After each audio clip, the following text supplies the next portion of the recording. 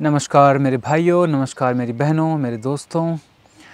आज इस बारे में बात करते हैं कि अगर पैसे कम हैं तो फिर ट्रैवलिंग कैसे करी जाए, फिर घुमक्कड़ी कैसे करी जाए। जो यहाँ पे मेरा पहला वीडियो देख के आया है, वहाँ पे मैंने अपनी घुमक्कड़ी के बारे में कुछ शॉर्ट में बताया था। तो उसमें बहुत सारे लोगों का कमेंट आया, अभी भी आता है कि भाई ये बताओ जिसके पास पैसा नहीं है वो कैसे ट्रैवलिंग करे।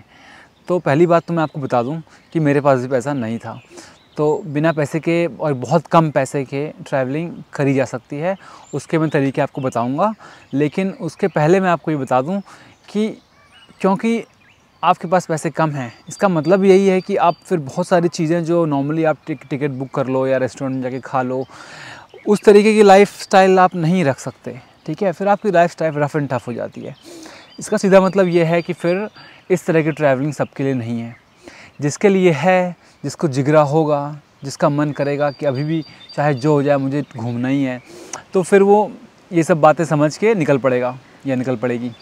जिसको एक्सक्यूज़ेस ढूंढने होंगे, जिसको प्रॉब्लम समझ में आएंगी कि भाई ये कौन सा तरीका है घूमने का, ये कौन सा तरीका है जीने का, तो जिसको ये बात समझ में नहीं आए कि कोई क्यों इस तरह से ट्रैवल करेगा, तो वो नहीं करेगा।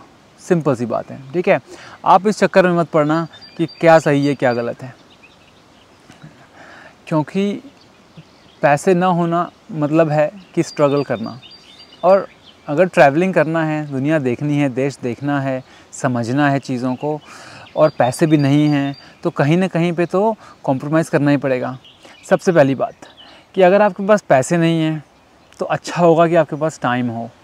अगर आप निकल पड़ो 3 महीने के लिए, 6 महीने के लिए, 1 साल के लिए, कम से कम 1 महीने के लिए, अगर आप लंबा निकल पड़ो टाइम ले करके, तो आपको ज़्यादा फ़ायदा होगा। आपके पास टाइम भी कम है, पैसे भी कम हैं, फिर थोड़ा मुश्किल हो जाएगा।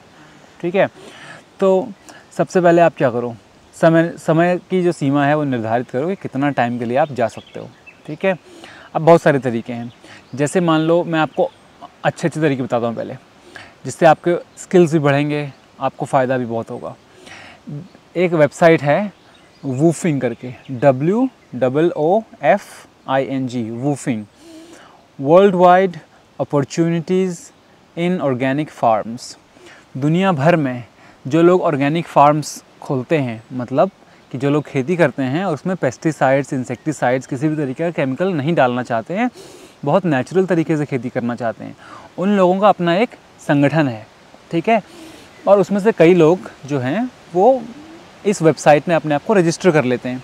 जैसे मान लो ये अगर फार्म मेरा है और मैं यहाँ पे कुछ उगाना चाहता हूँ, तो मैंने यहाँ पे मुझे लोग चाहिए, वर्कर चाहिए काम करने के लिए, और हो सकता है मेरे पास इतने पैसे ना हो उनको देने के लिए, या वर्कर नहीं मिल रहे हों, लेकिन ये काम जो है वो नेचर के लिए भी अच्छा है, इकोलॉजी के लिए भी अच्छा है, ज़मीन के लिए भी अच्छा है।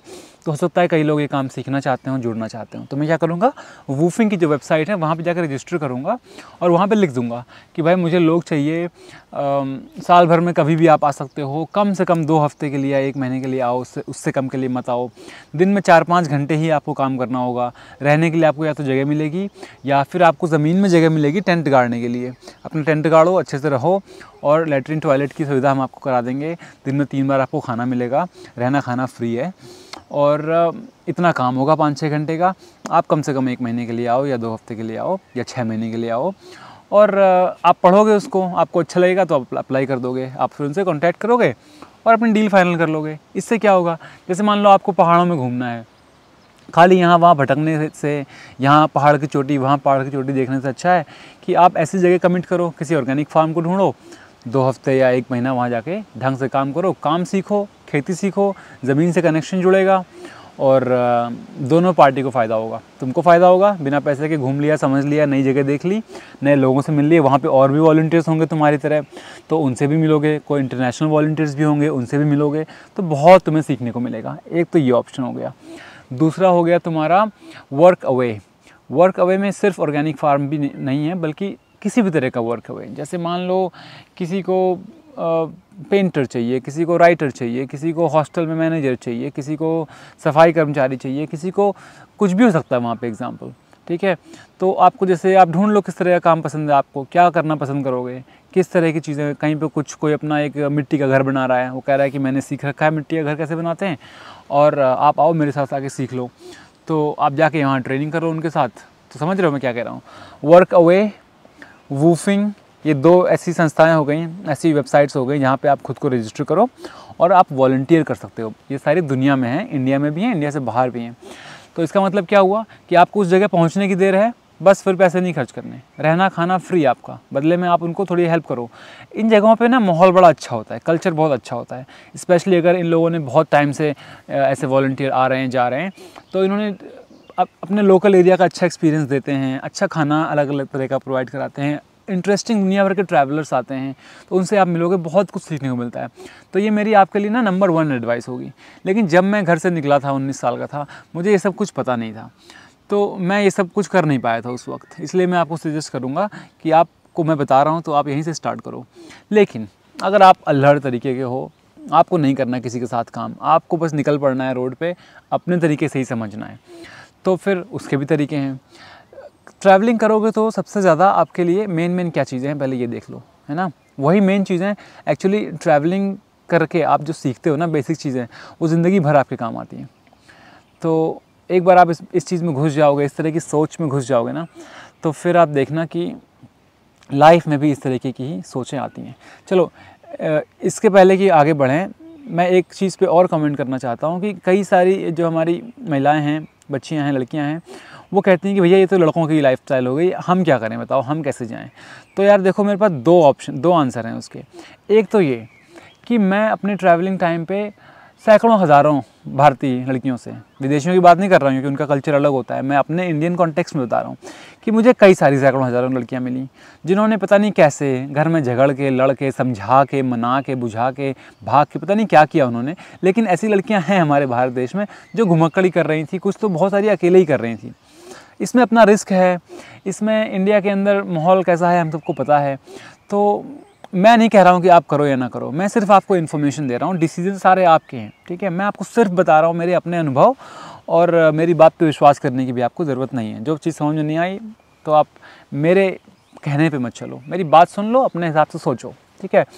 तो ऐसी महिलाएं साथियाँ बहुत मिली मुझे जिनके साथ काफ़ी अच्छा टाइम स्पेंड किया, देखा कि क्या उनके अंदर जज्बा है, और भारत के हर कोने कोने से थीं वो लड़कियाँ, तो ये भी पॉसिबल है। उसके अलावा ऐसे बहुत सारे लोग भी मिले जिन्होंने, वो तो नहीं ट्रैवल कर रहे थे लेकिन मुझे वो ट्रैवलिंग के टाइम पे मिले, फिर मैं महिलाओं की बात कर रहा हूँ, और उन्होंने यही बताया कि हिम्मत नहीं होती है, डर लगता है, माहौल अच्छा नहीं है, शाम के समय कैसे करेंगे, रात में कैसे करेंगे, और साथ में कोई घूमने वाला नहीं है, अकेले नहीं कर सकते। तो अब मैं क्या ही बोलूँ बताओ, मेरा बस चले तो एक जादू की झड़ी घुमाऊँ और सारी दुनिया को आपके लिए बहुत सेफ कर दूँ, और सारे माँ बाप को मना लूँ कि हाँ भाई घूमने दो इनको और घूमो। मेरी तरफ से तो वो एक बहुत ही यूटोपियन दुनिया होगी और बहुत अच्छी दुनिया होगी, लेकिन ऐसी दुनिया है नहीं।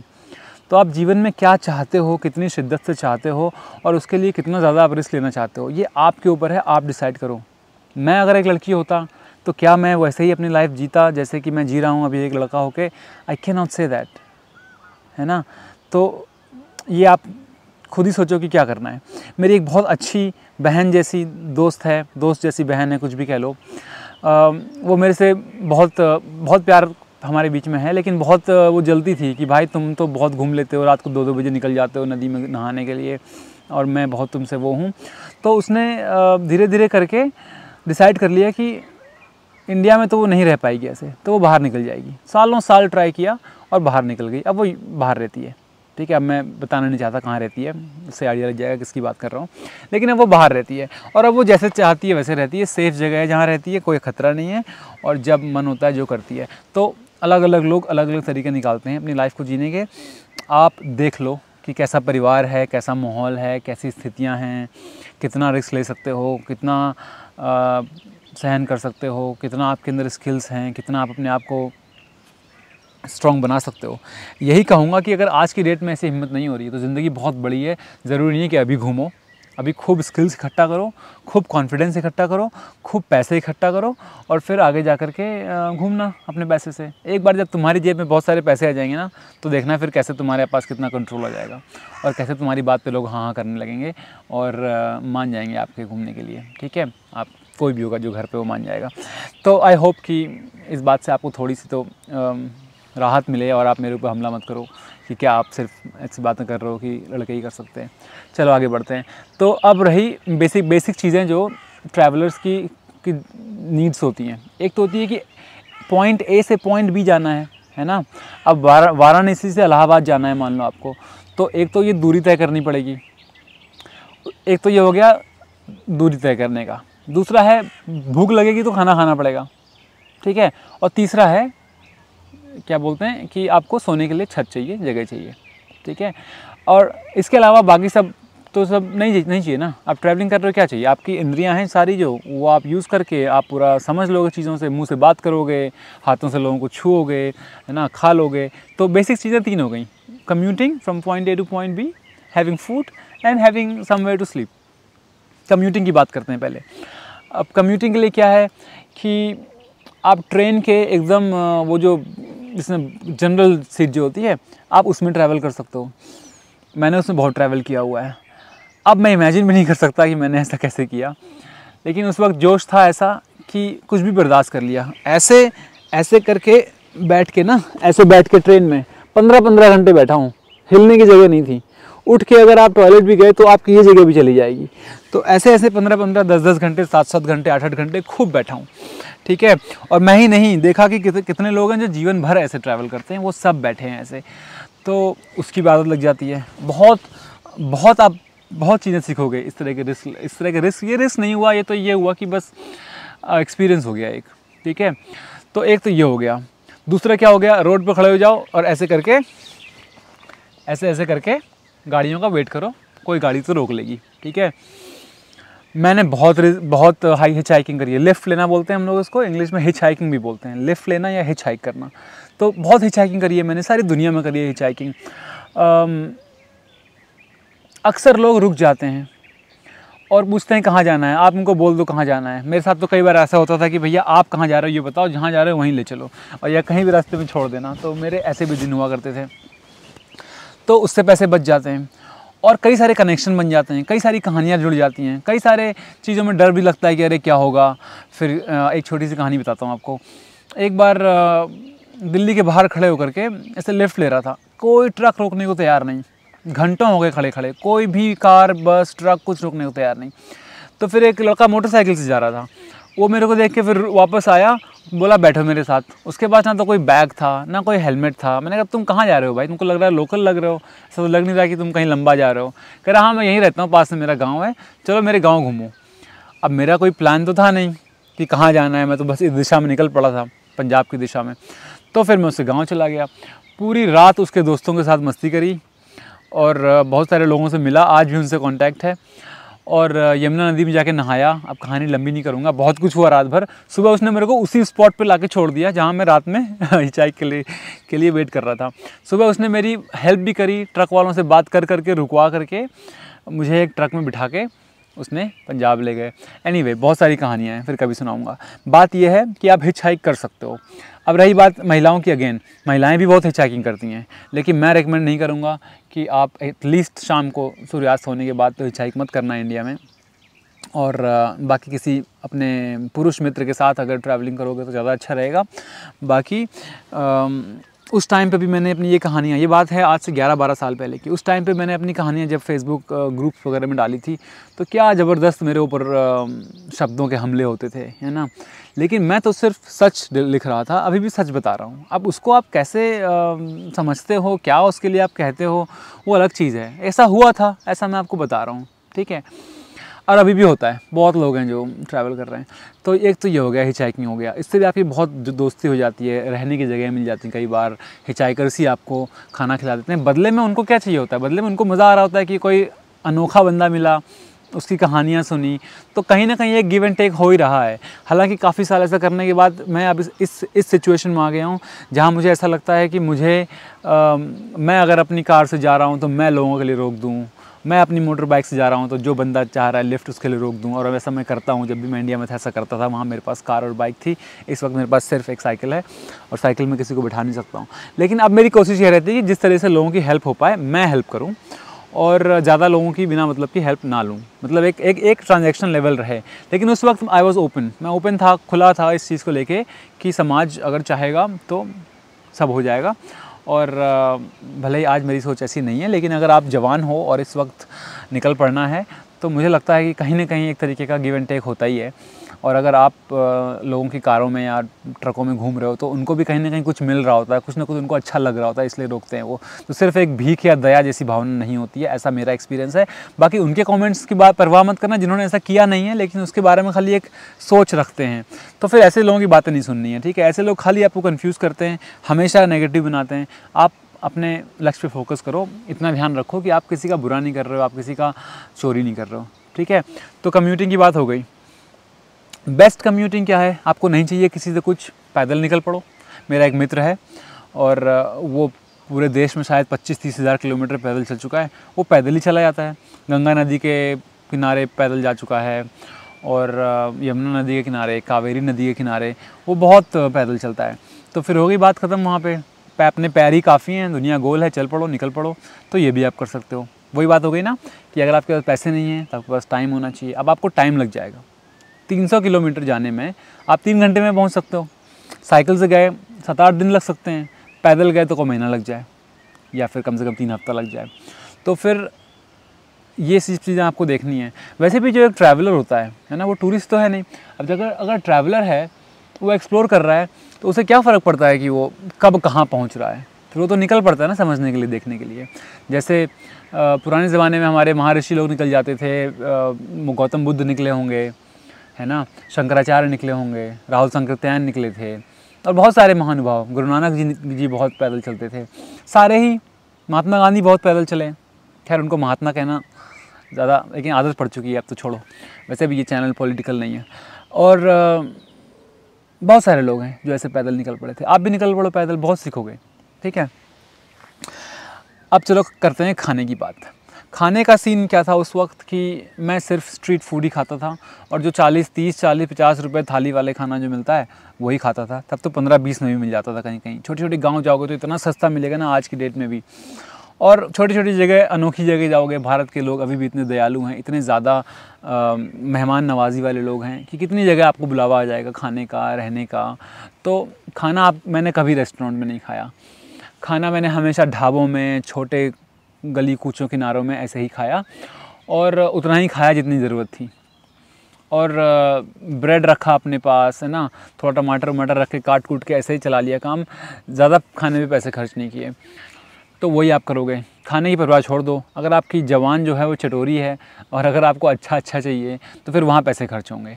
इतना हो कि आपको बेसिक कार्बोहाइड्रेट्स जाए बॉडी में, बेसिक थोड़ा प्रोटीन जाए बॉडी में, थोड़ा फाइबर जाए, पानी ढंग से पीते रहो पूरे दिन, बस ठीक है, निकल पड़ो, कोई दिक्कत नहीं है, ठीक है। पानी की अपने साथ बोतल रखो एक, जहाँ कहीं मौका मिले पानी भरने का वहाँ पानी भर लो। तो खाने की चिंता ख़त्म, पॉइंट ए से पॉइंट बी जाने की चिंता ख़त्म। तीसरी चीज़ क्या बची? रहना कहाँ है। अब देखो, रहने के लिए आप होटलों में रहोगे फिर पैसा खर्चा होगा, हॉस्टल में रहोगे तब भी पैसा खर्चा होगा। तो फिर आपके पास कुछ ऑप्शन आ गए। पहला ऑप्शन जो बताया था, अगर आप वूफिंग कर रहे हो, वर्क अवे कर रहे हो या किसी भी तरीके की एक्सचेंज कर रहे हो, वॉलंटियर कर रहे हो, तो रहना आपको फ्री हो गया, खाना भी फ्री हो गया, राइट। लेकिन अगर आप एक जगह इतना रुकना नहीं चाहते हो, तो आप ऐसा कमिट नहीं कर सकते हो, तो फिर आपको डिसाइड करना होगा कहाँ रहेंगे आप। मैं अक्सर फुटपाथ पे सोया, मैं अक्सर भिखारियों के साथ सोया, मैं अक्सर ट्रेन स्टेशन में सोया, बस स्टेशन में सोया, या फिर ऐसी जगह हिचहाइकिंग करी कि रात मेरी कट जाए ट्रकों में। तो ऐसे मैंने खूब सारी ट्रैवलिंग करी। और again, it's not for everybody. अब मैं शायद नहीं करूँगा ये सब, अब मैंने बहुत कर लिया। अब मेरी उम्र आ गई थोड़ा सा कंफर्टेबल होने की, मुझे ऐसा लगता है। लेकिन 20 साल की उम्र में, 25 साल की उम्र में, 30 साल की उम्र तक इस तरह की ट्रैवलिंग मैंने बहुत करी। तो जज्बा है, और अभी भी लोग करते हैं, जानता हूँ मैं लोगों को जो करते हैं। तो अगर जज्बा है तो आपको हर चीज़, अगर सीखना आपका लक्ष्य है तो फिर हर चीज़ सिखाएगी ना। आप एक रात रुक के देखो। जहाँ पे अभी मेरा एक दोस्त है रोमेनिया से, वो उसको क्या बोलते हैं, मुंबई एयरपोर्ट के बाहर ही सोना पड़ा, whatever reasons were there, बाहर सोना पड़ा। तो कह रहा है कि बहुत सारे इंडियन लोग सो रहे थे, मैं उनके बगल में सो गया। कह रहा है मैं सो ही नहीं पाया, रात भर मच्छर काटते रहे, लेकिन कम से कम मुझे ऐसा लगा कि ये लोग सो रहे हैं तो मैं भी सो सकता हूँ। तो एक बार सो के देखो, कहीं पे बस स्टेशन में, कहीं पे रेलवे स्टेशन में, रात भर कैसे कैसे थॉट्स आते हैं, बार बार अपना जेब में मोबाइल और पर्स देखते हो। एडिटिंग करते हुए अभी एक ख़्याल आया कि यार ये जो मैंने आपको रहने का ऑप्शन बताया, ये कुछ ज़्यादा ही रफ एंड टफ हो गया। और इसका भी एक तरीका है, एक टूल है जो मैंने बहुत यूज़ किया हुआ है, जो कि फ्री ऑफ कॉस्ट है, वो आपको बताना भूल गया। तो अभी मैं घर में बैठ के एडिटिंग कर रहा हूँ और इस पार्ट को ऐड कर रहा हूँ। रहने के लिए हमने बात कर ली कि पॉइंट ए से पॉइंट बी तक कैसे जाना है, हमने बात कर ली कि किस तरह का भोजन आप अफोर्ड कर सकते हो। और रहने के लिए एक वेबसाइट है, ऐप है, काउच सर्फिंग। काउच सर्फिंग सारी दुनिया में पॉपुलर है, बहुत सेफ़ है, मैंने बहुत यूज़ किया हुआ है बहुत सालों से। इसमें क्या होता है कि जैसे मान लो आप बहुत सारे सालों से ट्रैवल कर रहे थे, या फिर आप ट्रैवल, फिर से समझाता हूँ। काउच सर्फिंग में क्या है कि आप किसी के घर में जा करके उनके यहाँ फ्री में रह सकते हो, क्योंकि उनको पसंद है घुमक्कड़ों को अपने घर बुलाना, उनकी कहानियाँ सुनना। या तो वो खुद घुमक्कड़ रहे होते हैं, या फिर वो खुद नहीं घुमक्कड़ी कर पा रहे हैं, लेकिन उनके घर घुमक्कड़ आ जाते हैं, उनसे बातें हो जाती हैं। तो सारी दुनिया भर में, एक्चुअली यूरोप में मैंने बहुत यूज़ किया, क्योंकि बहुत एक्सपेंसिव होती है हर चीज़ यहाँ पे, और अकोमोडेशन पे पैसे खर्च करना सबसे ज़्यादा खलता है। तो अगर जब भी अकेला होता हूँ तो बिंदास आराम से कहीं पे भी किसी को लिख दिया। और ऐप है, जैसे आप उबर या ओला बुक करते हो तो ऐप में आपका रेटिंग हो जाती है, वैसे ही आपके रिव्यूज़ वगैरह इतने हो जाते हैं कि फिर जैसे जैसे आपके रिव्यूज़ बढ़ जाते हैं, आपके लिए ईजी हो जाता है किसी के यहाँ रुकना या किसी को अपने यहाँ रुकवाना। तो वो एक तरीका है जो कि इंडिया में भी काफ़ी है। और उस तरीके से भी आप जब नए शहर में जाओगे तो किसी के यहाँ फ्री में रुक सकते हो। उसके अलावा अगर फ्री में नहीं भी रुकना है तो वहाँ पे हैंग आउट का ऑप्शन आता है। आप किसी शहर में गए, आप अकेले हो, किसी से मिलना चाहते हो, किसी से साथ बैठ के शाम को डिनर पे जाना चाहते हो, या ऐसे अपनी ट्रैवलिंग के बारे में बातें करना चाहते हो, तो आप हैंग आउट्स में जो जो ऑनलाइन होगा, आप एक दूसरे को कांटेक्ट करके शाम को आप दिन में मिल सकते हो, शाम को मिल सकते हो। मतलब आप लोगों से मिल सकते हो या फिर लोगों के यहाँ रुक सकते हो, फ्री ऑफ कॉस्ट है ये। तो ये एक रहने का आपको एक और ऑप्शन है। और बहुत सारी चीज़ें होती हैं, बहुत सारे, अकेले घूमने निकल जाओ, अकेले भ्रमण पे निकल जाओ, तो अपने बारे में और दुनिया के बारे में इतना पता चलेगा ना, जितना स्कूलों में और किताबों में या लोगों के कहने से, सुनने से, या मेरी बात सुनने से नहीं पता चलेगा। तो अपनी बात कहने का कॉन्फिडेंस जो है, कन्विक्शन के साथ, वो तभी आता है जब खुद अनुभव किया हो, वो उसके अलावा आ ही नहीं सकता है। तो मैं आपको सलाह दे रहा हूँ कि आप खुद अनुभव करो जीवन का, और कैसे करना है, जीवन को कितना इंटेंसली जीना है, वो आपके ऊपर है। तो यही मैं आपसे कहूँगा। अब 20 मिनट के आसपास हो गए हैं, तो अब मैं और लंबा नहीं करूँगा, वरना आप बोर हो चुके होंगे, बहुत सारे लोग तो भाग गए होंगे अब तक। लेकिन फिर कभी कुछ और ख्याल आएंगे इस बारे में तो मैं आपको और बताऊँगा। आज के लिए इतना ही काफ़ी है। और आपको थोड़ा नज़ारा दिखा देता हूँ मैं कहाँ बैठा हूँ। मैं अपनी बाइक से आया हुआ था, घूम रहा था यहाँ पे, और आसपास छोटा सा पार्क है ये, आसपास बहुत सारी जगह हैं, घर हैं, और ये मेरे पीछे एक सुंदर सी लेक है। स्प्रिंग टाइम चल रहा है, बसंत ऋतु का टाइम चल रहा है, तो हर जगह हरियाली बहुत अच्छी है, और मौसम भी अच्छा है, ठंड नहीं है यहाँ पे, हमेशा ठंडी रहती है वैसे तो, लेकिन अभी 15-16 डिग्री तापमान है, इसका मतलब है कि ठंड नहीं है, बहुत अच्छा तापमान है ये। ठीक है भाइयों, बहनों, दोस्तों, मित्रों, फिर मिलते हैं। कमेंट करके बताओ कि आपको ये सब सुन के क्या लगा, अच्छा लगा, बुरा लगा, ख़राब लगा, जोश आया, नहीं आया, और ये बताओ कि और किस विषय पे बात करना चाहते हो। बहुत सारी सीरियस बातें करी हम लोगों ने पिछले कुछ वीडियोज़ में, तो मैं थोड़ा अब लाइट करना चाहता हूँ बातें, फिर देखते हैं जब माहौल सीरियस बनेगा। ठीक है, अपना ख्याल रखिए, मेहनत करिए, काम करते रहिए, कुछ ना कुछ करते रहिए, खाली मत बैठिए, स्वस्थ रहिए, मस्त रहिए। चलिए बाय।